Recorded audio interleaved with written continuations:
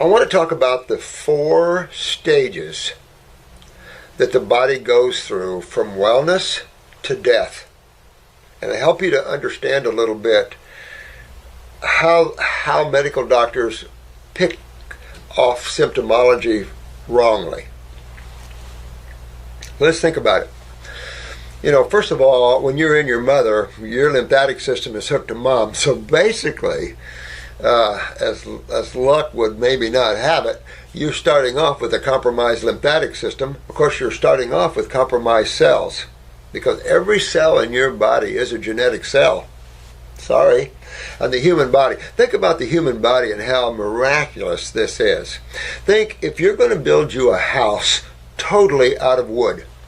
Okay? Your foundation is wood, your plumbing is wood, your sewer is wood. Everything's wood. That's the human body. Everything is cells.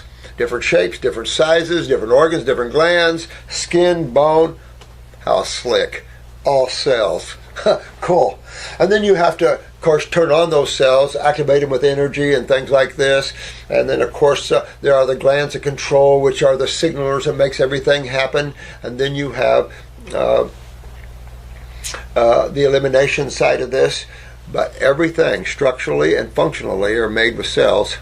Give them chemistry and a blood and a lymph fluids in there, a little H2O perhaps. But ultimately, all tissues are cells, right? How fascinating that is. So, let's start from a very healthy situation where, let's say you come into this world maybe a million years ago or whenever, but you got a very healthy body, right? Now, humans started down this road when they migrated outside of the tropics. They started this acid-ash diets. Acid-ash diets means that the food that you're eating is acid-forming. And we talked about that before. The difference between a lemon, even though it's acidic, is an alkaline ash former. Proteins are acid ash formers. Most grains are acid ash formers. All beans are acid ash formers. Pasteurized dairy products are acid ash formers. So all these acid ash formers simply mean, and these are well documented from universities, that the ash, the byproducts, the end all of digestion leaves an acid hit on the body. So that means that the acids go into the blood, this sort of thing. So this begins the process of acidifying the body. Well, the body is a base-dominant body, an alkaline-dominant body, not an acid-dominant body. Therefore, the foods one consumes cannot be acid-ash foods, because that will bring the whole aspect of acidosis, agglomulation, cationic environments, all the things that you're seeing now that medical doctors loosely call diseases.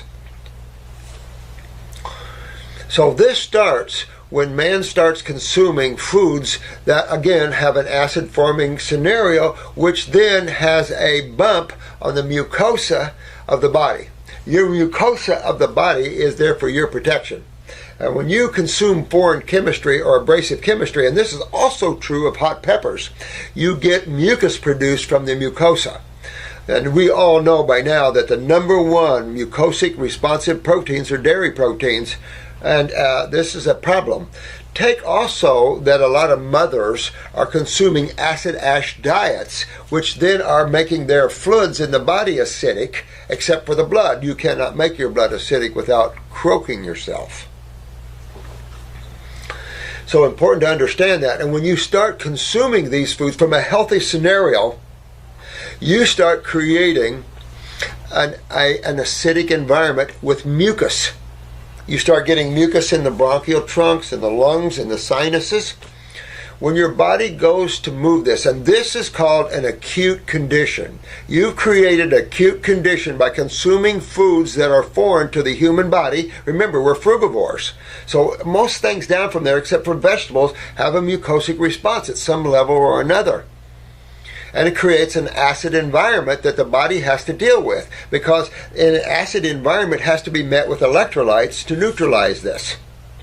And electrolytes come from alkaline dominant foods predominantly. So as we begin to be congested by eating these foods, we're creating acute manifestations. Acute manifestation is simply a cold and flu-like symptom. A cold and flu-like symptom is not something you catch per se. And we'll talk about that. A cold and flu-like symptom, if you look at it, is a detoxification symptom. You get fevers, your body's starting to expectorate mucus, your sinuses, everything gets swelling, then starts to break up. You start getting mucus, coughing up mucus and sinus running, sneezing, pulling this mucus out. Those are acute manifestations.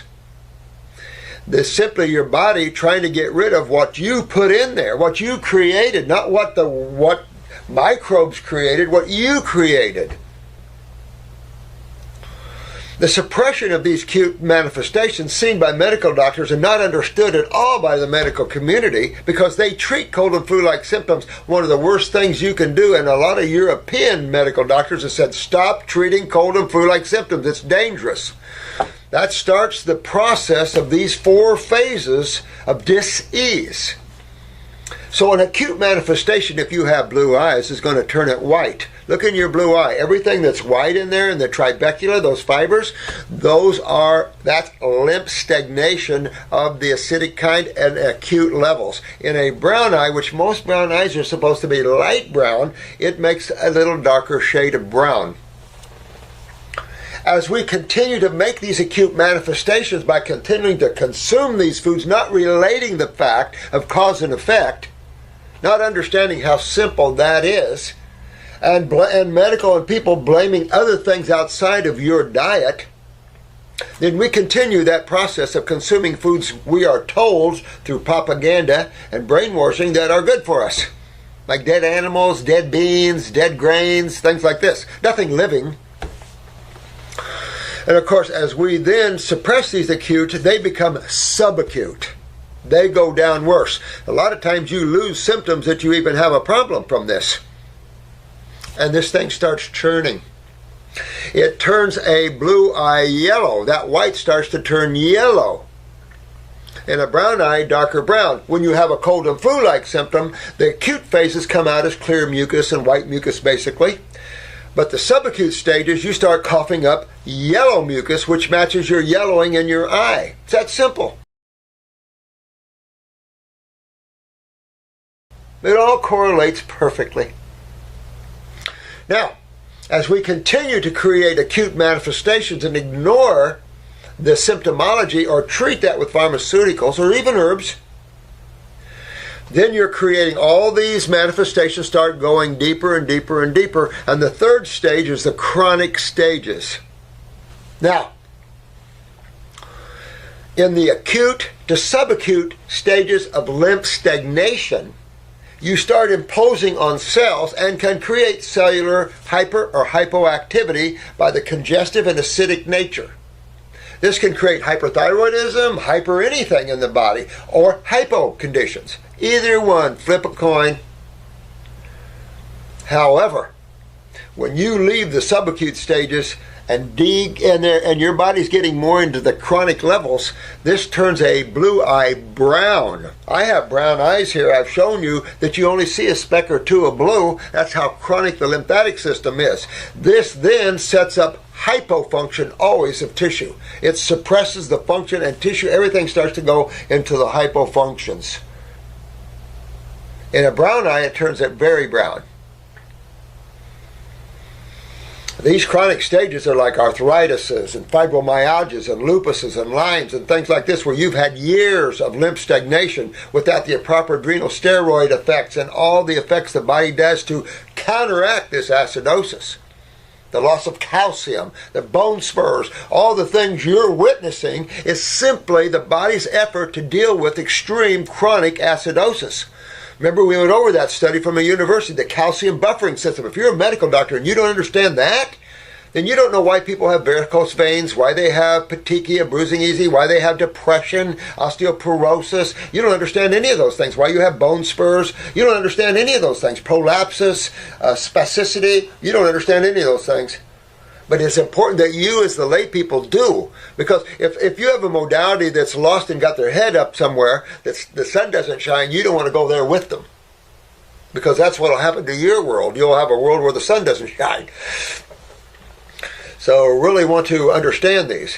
In the final stages of lymph toxicity and cellular weaknesses, we end up in the decay or the atrophy or the degenerative states. Medical doctors simply call these states the cancer states. Ridiculous, because these are the degenerative states. After a while, it's no longer inflammation on the outside of the cell. You're breaking down the cell inside of itself, what we call intracellular acidosis, and the cell's going to mutate from that. You're going to suppress its function by mucus and acidosis, but you're going to mutate it as it becomes intracellular acidosis. And you can call that a cancer cell if you want, and make people full of fear, but you have to understand that you have these four processes to get there first. You can't make a cancer cell out of an acute condition. That is the beginning of an atypical cell. And as you move through the subacute toward chronic, you're making cells atypical in whatever location that's happening. The natural scheme of things is that after a while, you don't remove that acid and you have a chronic stagnation, you're going to chew up cells. Is that any wonder that it doesn't take place? No. That's easy for people to understand. If you understand, these four phases are important. Here's an example. Jim entered the hospital in an acute case of appendicitis. All right? So basically what that's saying is that he has pain immediately. There's a little fallacy with that statement, and I want to lead you to it. So he has an acute pain. Right on set, he runs to the ER. They get him to the ER. They found that his appendix had burst. So they suction him out, sewed him up, saved Jim. That's a little wrong. That's not how that happened. Jim was not in an acute case of appendicitis. He had an acute case of pain. Actually, it's not an acute case. It's a degenerative case of pain. Jim entered the hospital with a degenerative case of appendicitis. Opened him up and found that it had burst and everything else. That is not an acute condition of an appendix. That is a degenerative state of an appendix. See, so you have to understand these four phases that the body goes through, and we all go through those phases. And when you detox, they start reversing themselves backwards. You start eliminating, you start regenerating that which is degenerating. You start moving back through the chronic stages and eliminating those symptoms and coming back through the acute stages and then the acute. You can pick up every symptom you've ever had in your life before. Even from trauma, car accidents, or whatever, you can start picking up symptoms that are stored in cell memories. So detox is a world of walking backwards and cleaning out all the mess, the mucus, the acids that we put in there, or the body has created through its response mechanisms to the foreign proteins and foods that we're eating. That's all that is. So it's important that looking where you are in the eyes at these stages, because each stage offers its own level of problems. The acute and subacute, those are easier stages for anybody to get rid of. We treat those medically like they're some kind of diseases. Are you going to have microbes involved? Always. Why? Sewer system. And when you have sewage backing up, whether it's proteins or whatever, you're going to get these things breaking down. Putrefaction in the body, fermentation. So we have fungus growing all through us because we're not eliminating our carbons and our nitrogens and all this. We're holding all this in the body.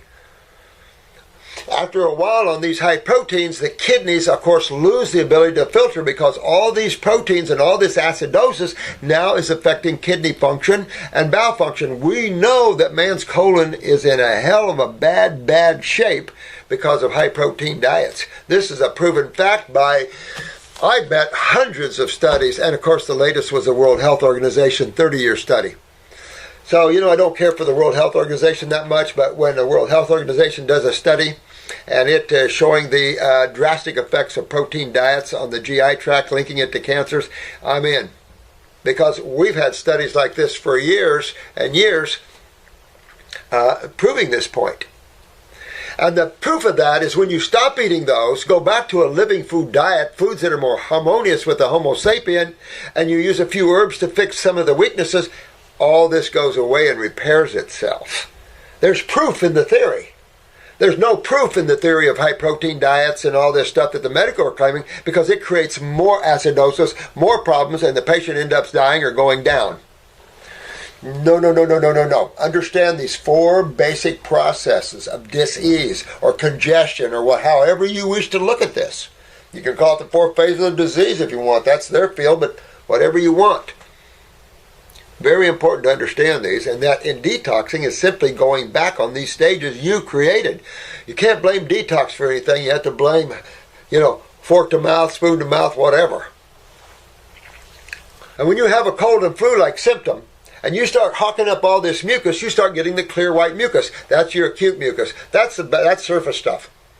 You want the deeper stuff. What's the deeper? Oh, it's coming yellow now. Remember, the subacute stages turns a blue-eye yellow. Oh, here's that yellow mucus coming out. All right, come on. That's a deeper mucus. Then if you get deeper, you get into the green to brown. That is your advanced subacute to chronic stages. And by the way, I have gotten black crud out of children in detox. That is your degenerative stages, where you're starting to see a lot of putrefaction and fermentation in the human body, and the death of cells are assured. And these are just stages we've created by suppressing the acute stages. If you always cleaned out an acute stage, and here's an example. And I've told this before. For probably a good year, I was craving a chocolate malt. Oh, and there are such things as called hot fudge malts. Oh, I remember. Oh my God! And I was craving it so bad. This is probably 20 years ago or more. And our mall down here has a little ice cream shop. And I see kids there all the time and stuff. I'm going, oh. So I went up to this guy in the mall and I said, listen, do you make little baby malts? He's looking at me and he said, well, yeah. And I said, I just want a little bitty thing. I just want to taste it, right? So he made me a hot fudge malt. Oh, so I'm walking down the mall out to my truck. So good. By the time I get out to my truck, I've got a sore throat from all the mucus from these kinds of dairy proteins. These are not digestible proteins. They're constipating proteins. Just bad, right? So I got a sore throat. Well, if I didn't realize that I created this by drinking that friggin' thing, which I only drank about half of it and threw it away because I felt it coming. Mucus-forming foods, all right? If you get mucus and congestion in your throat or a sore throat, don't blame microbes. Blame the mucus you created by the very types of food you're eating. So if I would have thought, oh, I caught something in the mall, I got to go to my MD and get an antibiotic, that would have been stupid of me. So I would have suppressed an acute manifestation that I created. Where would have that mucus that I was getting out, where would that have gone if I would have suppressed that stage? It would have been shoved deeper interstitially around my cells. And of course that sore throat would have lasted, could have gotten rid of it there with an antibiotic real quick. Now, I didn't know that was created from the milk, and I went and had another one. More mucus, more suppression. Pretty soon I got a tumor, or I've got nodules in my thyroid, or I got heavy sinus congestion, I got bronchitis, I got pneumonia. Because I was treating it like I caught some disease and didn't realize I'm creating all this. So I went home, got an apple, coughed up a big wad of mucus, sore throat went away, and I was good. Because I knew I created the mucus and I needed something to break up mucus, which fruits are astringent in nature and break up mucus. They also hydrate, because most of this is coming from an acidic side of life, and they hydrate, of course, and then you get more of an anionic environment, which breaks things up and then allows things to be expectorated. The medical community has brainwashed the humans to the point of idiocy. And this is a sad day for them, because this is bad karma for these guys, and they're going to have to live through these conditions that they're treating. And they're going to have to deal with them the right way in their own world. It's important that everyone understand these 4 phases and don't get caught up in the medical doctor's stupidity there. Remember, if you have hyperactivity or hypoactivity, you can be in acute to subacute stage. The chronic stages are always hypo. Everything's going down. Everything's going down. And the next, as you move through these deeper chronic levels, you start destroying tissue, because these acids have been in there way too long and become intracellular acidosis as well. So you start destroying the cells. Is that hard for people to understand? No. But no, we have to put it in some mystique like cancer and scare people to death and treat that. You have to understand that most people that die from degenerative states are dying from the treatment of these degenerative states that medical doctors have lumped into some mysterious thing called cancer, which they don't even understand.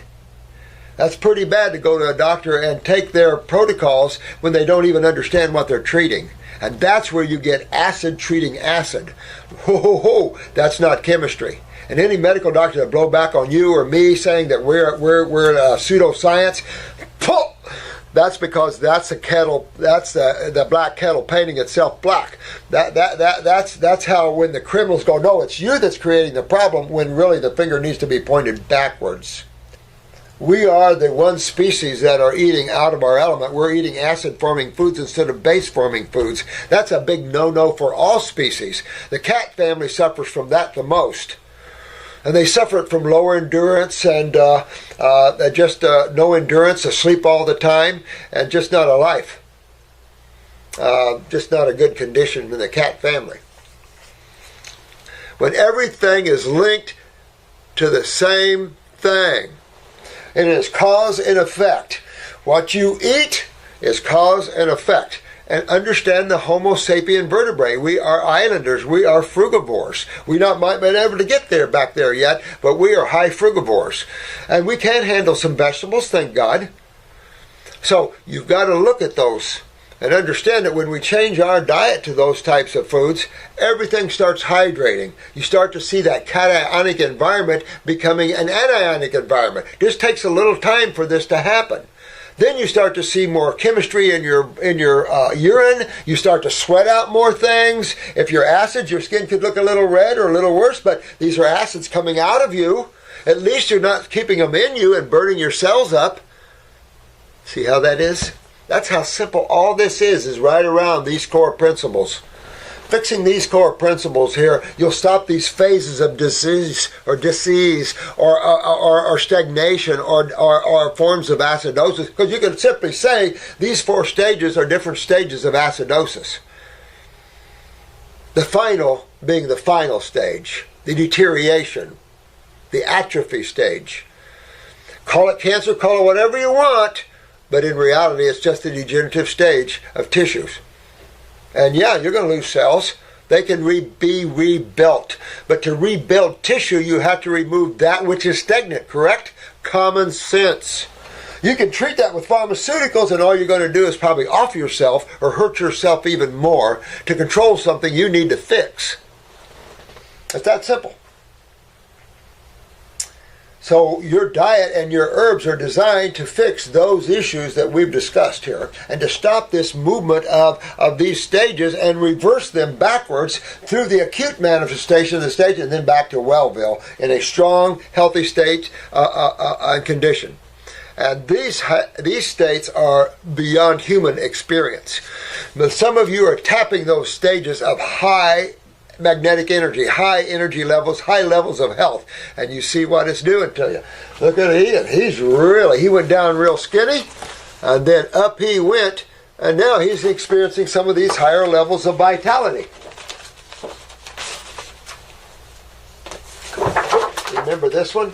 It's all in the teeth. I mean, there's proof everywhere. There's proof everywhere that we're frugivores, everywhere. Only those that wish not to look, the deniers, who cares? Those guys are going to embellish their own suffering. Oh, don't worry about that. You have to have detached compassion. What is the number one cause of making everything go down? Acids in the lymphatic system, not the blood system. The blood is only the delivery system. And it is the individual that has to understand the difference between acid-forming or acid-ash foods and base-forming or alkaline-forming foods, the difference between those two. You cannot maintain health of a species on acid-forming foods. Impossible. And it is not done anywhere in nature. You don't see that anywhere. The closest to that is the cat family, which they still try to get predigested protein through the gut tissue and predigested vegetable matter.